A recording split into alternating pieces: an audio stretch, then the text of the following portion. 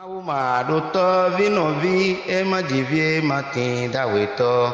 Mauma duto vinovi e majivie matin daweto. Wiropo no we imau, wiropo no we dagbelo boso da logo nagbelo. So da logo nagbelo.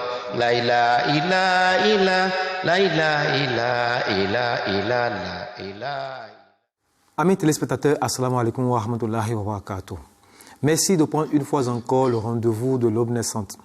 Aujourd'hui, nous avons choisi de vous faire la différence qu'il y a entre religion et tradition. Vous savez qu'il y a des conflits, des mauvaises compréhensions entre ces deux notions. Et pour nous aider à faire disparaître cette différence entre les deux notions, nous avons invité deux de nos grands alphas.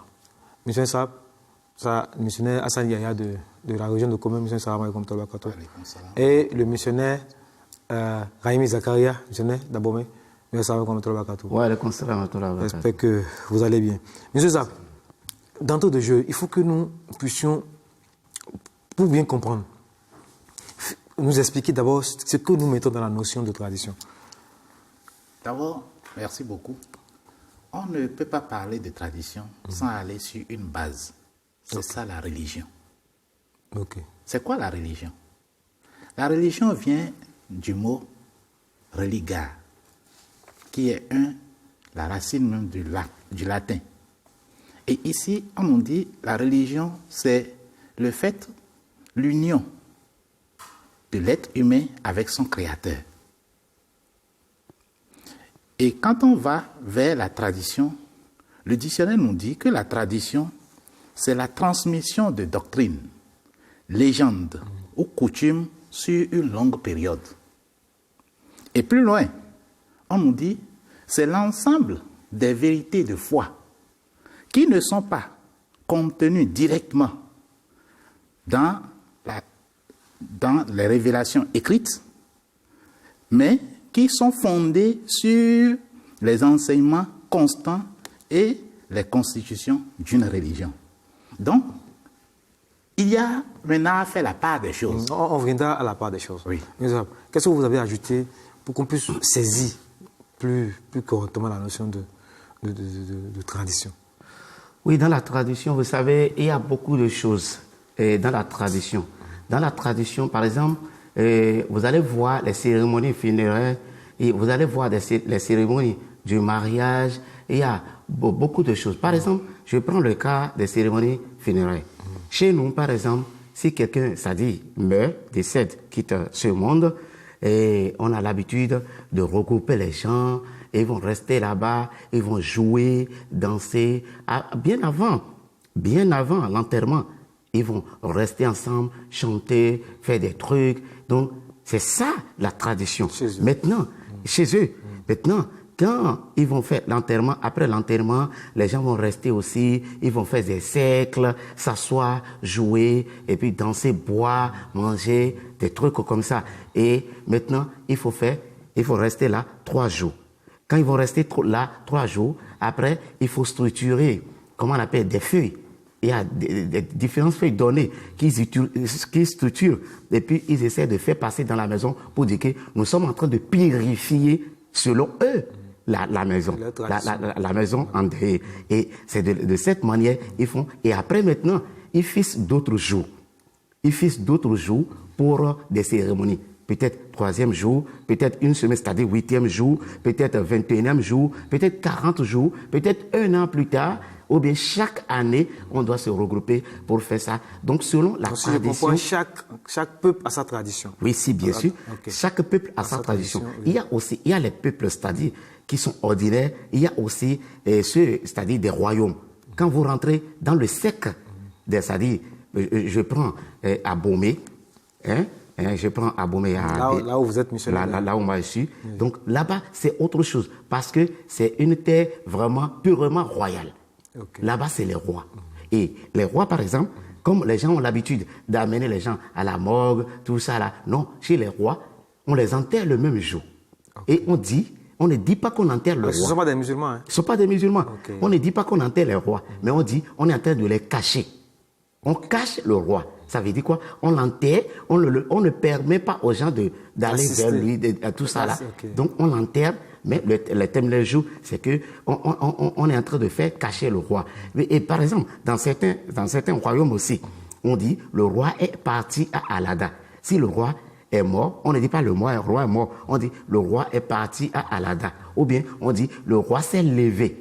Quand vous entendez des expressions, des pareilles expressions, vous devez vous rendre compte que et ça veut dire que le roi n'existe plus. Okay. Par exemple, chez certains féticheurs, quand on dit que il est parti pour le travail de fétiche, ça veut dire qu'il est décédé. Okay. Chez les jumeaux, par exemple, on va dire le jumeau, ou bien les jumeaux là sont partis chercher de fagots. Okay. Les jumeaux sont partis chercher de fagots. Ça veut dire chaque désigne toujours à sa manière de voir les choses. De voir les choses. Okay, maintenant, faisons la différence. On a compris. Oui. Compris. Maintenant, différence entre religion et tradition. Quelle est la frontière? Parce que vous savez, il y a des conflits, il y a des confusions aussi à ce niveau. Oui. Il faut reconnaître d'abord que dans chaque peuple, Dieu a suscité un prophète. Oui. Et je vais d'abord tester ça par les véracités, les versets coraniques. Okay. Le Saint-Coran nous dit Bismillahirrahmanirrahim, Likulli ummatin ja'alna nabiyya. À chaque peuple, nous avons envoyé un messager. Et il dit encore Wa likulli ummatin rasoul. Et à chaque communauté, il y a un messager. À un autre endroit, on voit encore, le Saint-Coran dit Wa likulli qawmin hadin. À chaque peuple, il y a un guide. Okay. Un autre encore, le Saint-Coran dit nous avons envoyé nous avons suscité à chaque communauté un messager. Donc, tous ces versets, que ce soit le Coran chapitre 10, verset 48, chapitre 13, verset 8, chapitre 16, verset 37, tous ces versets nous montrent que dans chaque communauté, dans chaque peuple, il y a un prophète. Donc, les Africains ont des prophètes qui sont apparus. Parce qu'il y a souvent l'amalgame. Les gens disent que souvent les prophètes, c'est seulement en Asie qu'on entend que les prophètes sont apparus. Alors que ce n'est pas vrai. Nous avons des prophètes africains. Maintenant, les enseignements que ces prophètes-là ont amenés, ces enseignements-là, avec le passage du temps, parce que si on se réfère à ce que nous avons lu comme la définition de la tradition, on se rend compte que c'est avec le passage du temps que ces enseignements ont été corrompus. Okay. Et c'est cette corruption-là qui a amené que nous voyons certaines pratiques, on se dit, mais ça là, il y a une différence entre la tradition et la religion. En réalité, la source, c'est la religion venant de Dieu, c'est des révélations qui sont révélées, mais qui par le passage du temps a été corrompu. C'est la corruption qui est entrée au niveau des religions et qui a donné ce que nous voyons aujourd'hui, que nous appelons parfois tradition. Ok, monsieur Nessa, sur ce point précis. Oui, sur ce point, c'est exactement ça. Vous savez, c'est la déformation des choses. C'est la malcompréhension qui amène les gens dans ces trucs-là. Et regardez, je vais vous donner un petit exemple. Et il y a des fétiches qu'on appelle, par exemple, fétiches des musulmans. Est-ce qu'il y a un fétiche pour musulmans? Non, c'est parce que le fils de ce imam n'était pas resté à côté de son papa. Il n'avait pas écouté son papa. Il n'avait pas appris de son papa. Mais il voyait son papa prier. Il voyait le chapelet avec son papa. Donc, après le décès de son papa, il n'avait pas un musulman, il n'y avait pas un éducateur à côté pouvant l'indiquer, c'est-à-dire la voie normale de l'islam. Maintenant, il a l'habitude de prendre maintenant le chapelet.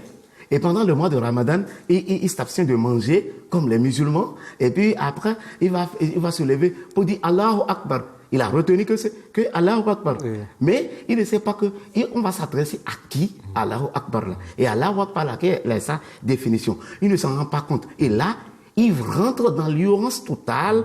Et comme ça, c'est ça la tradition. C'est-à-dire, l'islam est une religion propre, envoyée par Allah, par l'intermédiaire du saint prophète Mohammed, sallallahu alayhi wa sallam, bien sûr. Maintenant, cette religion propre, pratiquée par son papa, il ne l'a pas compris. Donc, qu'est-ce qui s'est passé après? Il laisse, c'est-à-dire, l'ignorance l'envahir. C'est-à-dire, il est resté totalement dans l'ignorance. C'est-à-dire, il n'a pas profité de son papa. Et après le départ de son papa, maintenant, L'ignorance là l'a poussé maintenant à créer une autre religion pour dire, et quand vous allez les rencontrer, ils vont vous dire, c'est nous qui possédons le vrai esprit de l'islam. C'est nous qui... Vous voyez? Donc, c'est la tradition qui amène à danser. C'est la déformation des religions. D'accord. On aurait compris. Donc, vous avez parlé de corruption qui est entrée dans la tradition, qui est rentrée dans la religion, qui a amené la tradition. Donc, ça veut dire que moi, par exemple, je dois laisser mes traditions alors. Est-ce que je dois abandonner tout ce que j'ai comme tradition pour moi, ça, l'islam, ou bien... parce que comme il y a la corruption qui est là, comment je fais? Non. C'est qu'il y a la tradition qui est bonne, mais il y a aussi de mauvaises traditions. Lorsque cette tradition-là est mauvaise, c'est au moment où elle ne cadre pas avec les enseignements de l'islam. Et du fait que ça, elle ne cadre pas avec les enseignements de l'islam, alors cette tradition-là, c'est des traditions, c'est des innovations qui sont rentrées après. Je prends un exemple, je vais donner un exemple très simple. Le prophète Muhammad sallallahu alayhi wa sallam n'a jamais utilisé le chapelet. Okay. De son vivant, on n'a jamais trouvé un chapelet comme ça qu'il a utilisé. Okay. Et si le prophète n'a pas utilisé de chapelet, c'est une tradition que les gens ont innové et qui ont amené dans l'islam. Okay. C'est une innovation. C'est une innovation. Okay. Et je vais aussi donner l'exemple puisque nous sommes dans la tradition, regardez par exemple la façon dont nous traitons, par exemple, si quelqu'un décède, le mari décède et laisse la femme, et que la femme devient le temps du veuvage. Oui. Mais le temps du veuvage, regardez comment les femmes sont traitées. Non, monsieur, selon la tradition... Oui, j'ai compris. On va y arriver. Okay. Je dis, moi maintenant, oui. Vous voulez que je laisse toute ma tradition au profit de la religion, ou bien, comment je fais? Ce qui est demandé à faire, que la religion demande à suivre ce que Dieu a révélé. Donc, ce qui est bien dans votre tradition et que le prophète Muhammad sallallahu alayhi wa sallam a enseigné conformément à cela, attrapez-le. Je prends un exemple. Dans notre tradition, nous portons des chapeaux avant que la venue de l'islam. C'est un exemple que je donne. Voilà. Nous aimons porter le chapeau. Nous aimons porter des habits décents. Nous n'aimons pas rester nus. Alors, c'est des façons de faire que le prophète a enseigné et qui a dit que ces choses-là, ça existait dans notre tradition. Et la venue de l'islam a encore renforcé ces habitudes-là en nous. Je donne encore un autre exemple très clair. Oui. Regardez la façon dont on va à la Mecque et nous faisons le tawaf autour de la Kaaba. Le fait de porter l'habit, le ihram, les deux tissus blancs là, et de le faire comme ceci. Nous avons ça dans notre tradition. C'est notre façon de nous habiller. Mais du fait que c'est du bon, c'est une manière, c'est une bonne chose. Le prophète Mohammed sallallahu alayhi wa sallam a dit, on adopte ça, on garde ça. Donc la religion nous demande de suivre une bonne tradition, de ne pas suivre la tradition qui va nous nuire. On verra ce que la religion a dit par rapport à ça. Mais la différence, donc j'ai pu comprendre en ce que le missionnaire a dit que notre tradition, nous choisissons ce qui est conforme aux enseignements du Saint-Coran ou aux enseignements de Dieu. C'est ça la seule que nous choisissons. Le reste, nous laissons ça. Si. C'est ça, c'est ce que j'ai compris. Bien sûr, parce que il faut qu'on laisse, parce que la meilleure tradition appartient à Allah. Voilà. Vous savez, l'imam Mahdi, qui est le réformateur du dernier temps, Hazrat Mirza Ghulam Ahmad Qadiani alayhi salam, a dit ce qui suit sur la tradition. Je vais le lire. C'est la 6e condition de l'initiation de la Jamaat islamique Ahmadiyya. C'est-à-dire, 6e condition là. Il nous dit ce que c'est. Il dit qu'il ou elle évitera de suivre les coutumes non islamiques et les penchants libertins et se soumettre à l'autorité du Saint-Coran et considérera la parole d'Allah et les traditions du saint prophète Muhammad sallallahu alayhi wa sallam comme les guides principaux dans toutes les sphères d'activité de sa vie. Vous voyez? Donc là, s'il y a des traditions qui sont en conformité, c'est bon. S'il n'y a pas des traditions qui sont en contradiction, s'il y a des traditions qui sont en contradiction avec le Coran, ou bien les dits du saint prophète sallallahu alayhi wa sallam, c'est-à-dire cette tradition, en ce moment, ce n'est pas normal. C'est à nous maintenant d'éviter cette tradition. Mais la meilleure tradition, c'est la tradition d'Allah, c'est la tradition du saint prophète Muhammad sallallahu alayhi wa sallam, qui est le meilleur exemple à suivre dans ce monde. D'accord. Et par rapport à ça, qu'est-ce que le Saint-Coran nous dit? Le Saint-Coran nous dit, Bismillahirrahmanirrahim, quand on lit la sourate Al-Qasas, c'est-à-dire le chapitre 28 au verset 51, on nous dit, au nom d'Allah, le gracieux, le miséricordieux. Mais s'ils ne te répondent pas, alors sache qu'ils ne suivent que leur propre mauvais penchant, et qui s'égare plus que celui qui suit ses propres mauvais penchants sans aucune direction de la part d'Allah. Et en vérité, Allah ne guide pas le peuple injuste. Donc, c'est cette façon-là que les gens commencent petit à petit par suivre leurs propres désirs, leurs penchants, et ainsi, ils commencent par à mélanger les choses à la religion, et puis la religion devient... Donc, ce qu'on doit suivre, c'est ce que Dieu a révélé, ce que Dieu a dit, et ce que, puisque le prophète Mohammed sallallahu alayhi wa sallam est le modèle parfait, donc ce qu'il a enseigné, c'est ça qu'on doit suivre, et c'est ça la tradition islamique, ce que l'islam a recommandé.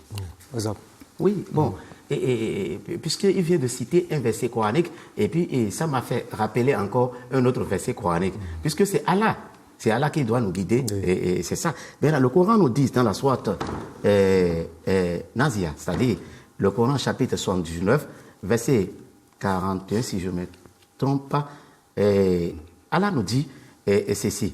Mais quant à celui qui craint la dignité et le rang de son Seigneur et qui retient son âme des mauvais désirs, le jardin sera assurément son habitation.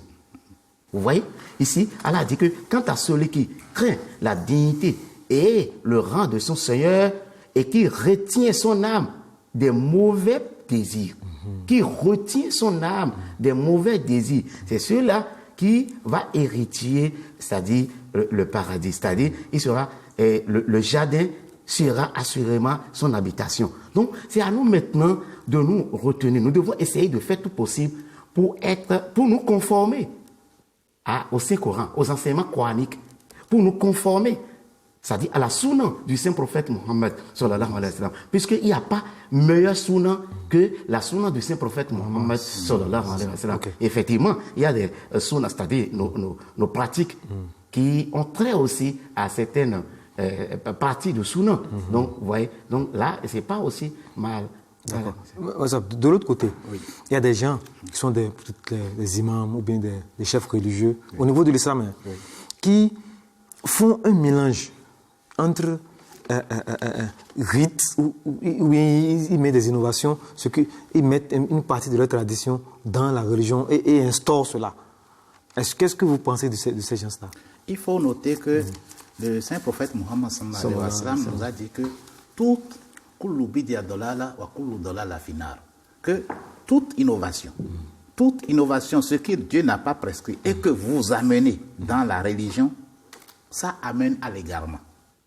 Et que de l'égarement, vous rentrerez dans l'enfer. Et donc, ce n'est pas conseillé par le musulman de suivre la tradition qui ne cadre pas avec ce que Dieu a dit, avec ce que le prophète a enseigné. Nous avons des traditions, mais ce qui ne cadre pas même avec si ça cadre, est-ce qu'on peut ajouter? On peut faire de ça aussi un rite. Si c'est déjà devenu rite et que ça ne va pas avec ce que Dieu a enseigné, nous ne devons pas suivre. Nous ne devons pas le suivre. Vous avez quelque chose à ajouter? Oui, toujours dans le même sens. Le saint prophète Mohammed sallallahu alayhi wa sallam a dit, par exemple, par Hazrat Aïcha, il a dit une innovation dans la religion qui n'a rien à voir avec la foi doit être rejetée et elle est inacceptable. Et elle est inacceptable. Donc, nous devons essayer de voir cette, comment on appelle, sunna ou bien pratique qui n'a rien à voir avec la religion. Là, nous devons essayer de les ôter. Et ensuite, il a ajouté, il dit maintenant, je vous dis que le meilleur discours est le livre d'Allah. Et la meilleure façon de faire est celle de Mohammed, sallallahu alayhi wa sallam. La pire des choses est d'introduire des innovations dans la religion. Et chaque innovation mène à l'erreur. Vous voyez? Ça, c'est très important. Donc, nous devons essayer de nous éviter, c'est-à-dire d'être conduits par ceux-là, ou bien cette idée, ou bien cette pensée qui va nous amener à trébucher, c'est-à-dire à traverser la voie tracée par Allah et puis son prophète Mohammed, sallallahu alayhi wa sallam. Maintenant, au niveau de nos chefs traditionnels, qui, vous ne voyez pas que, surtout avec l'interreligieux aujourd'hui, il y a une sorte on rend visite. Et on peut voir peut-être des musulmans, si côte à côte avec les chefs ou les gens qui sont d'une religion endogène. Oui. Ils sont tout le temps ensemble. Quelle doit être la collaboration entre les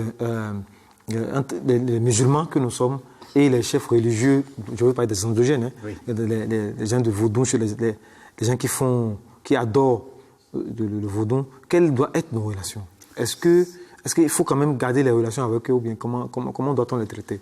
D'abord, le livre de Dieu, c'est le Coran. Oui.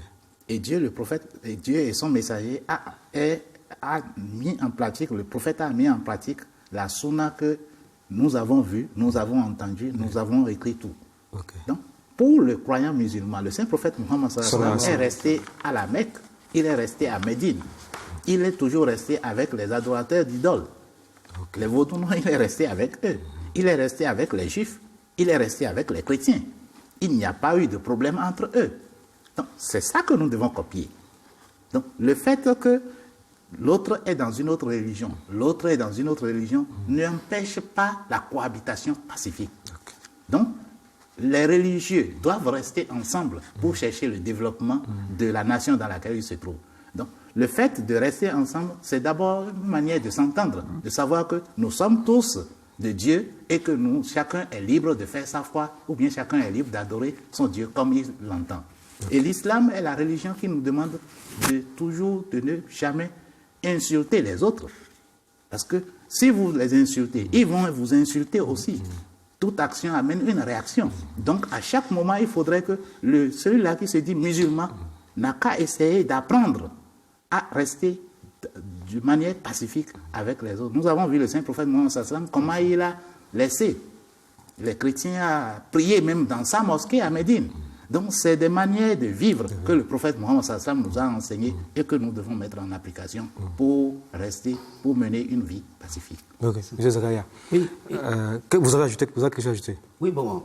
J'aimerais seulement dire que, et ici, vous savez, l'imam Mahdi alayhi salam, qui est le fondateur de la Jamaat islamique Ahmadiyya, Hazrat Mirza Ghulam Ahmad Qadiani alayhi salam, a été clair dans ses enseignements.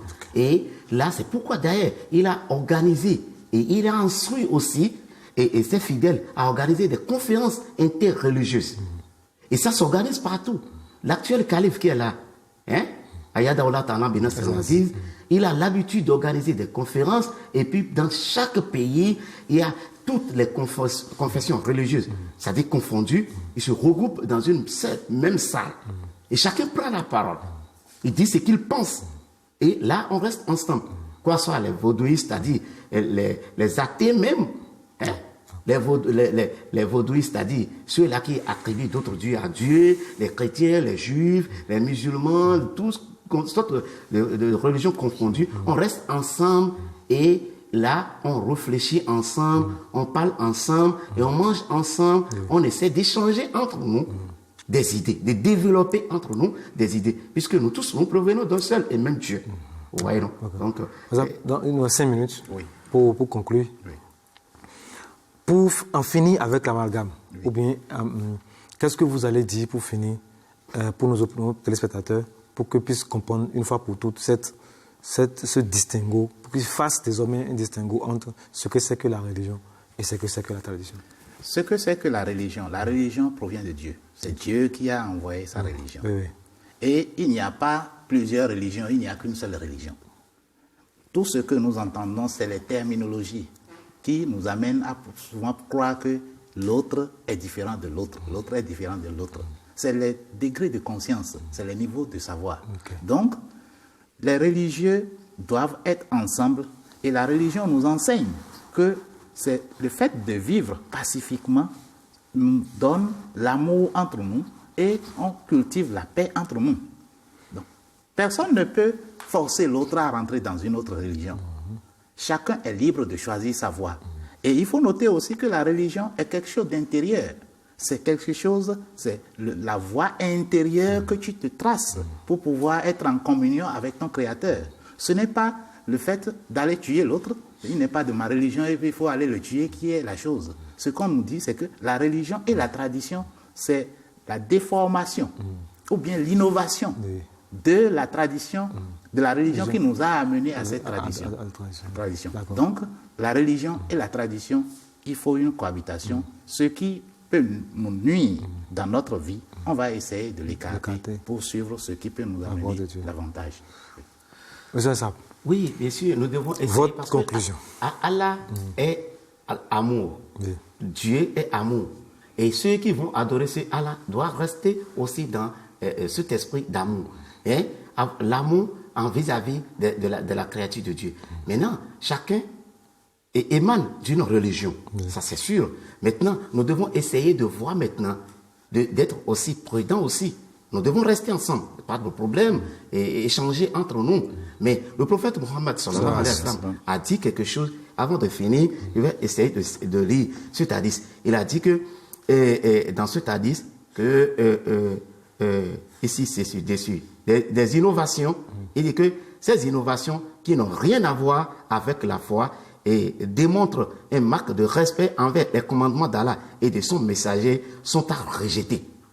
Donc, ce n'est pas parce que nous sommes ensemble avec ces frères que nous avons cherché à imiter, c'est-à-dire leur comportement. Non. Et dit qu'elles sont futiles et doivent être évitées. Restez éloignés d'elles car elles vont graduellement corrompre la foi. Donc, nous devons être prudents aussi, mais nous devons rester ensemble avec les traditionalistes, c'est-à-dire ceux qui adorent le vaudou, c'est-à-dire le shirk, c'est-à-dire associer un autre Dieu à Dieu. Nous devons rester avec les juifs, les chrétiens, toutes sortes de confessions religieuses. Mais nous devons aussi garder notre foi. Hein? Ça, c'est très important parce que la meilleure voie tracée par Allah lui-même, c'est l'islam.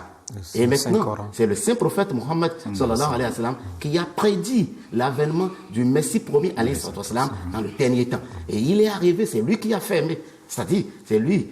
C'est-à-dire le fondateur de la Jamaat islamique Ahmadiyya. Et il est le docteur spirituel du dernier temps. Là, il y a beaucoup de choses qui se passent. Et si on ne se refait pas à lui, là, on ne peut jamais avoir... Parce que ce n'est pas moi qui le dis.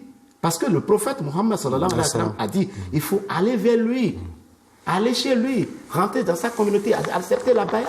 C'est ça qui va vous sauver. Donc, le remède à tous ces mal, tous ces maux, c'est l'acceptation de l'imam Mahdi alayhi salam. Ça c'est très important car là nous aide. Merci M. Yassab. Merci M. Zakaria. Merci. Nos auditeurs ont compris. Moi-même j'ai compris qu'entre religion et tradition, il faut être prudent. C'est ça. Oui. Merci beaucoup. Chers téléspectateurs, nous espérons vous avoir donné toutes les informations autour de ce thème. Merci pour votre fidélité. À très bientôt sur l'Aube Naissante. Assalamu alaikum wa rahmatullahi wa barakatuh. Wa alaikum salam wa rahmatullahi wa barakatuh. La ilaha illa illa, la ilaha illa illa illa, la ilaha illa, la ilaha illa illa, la ilaha illa illa illa, la ilaha illa, la ilaha illa.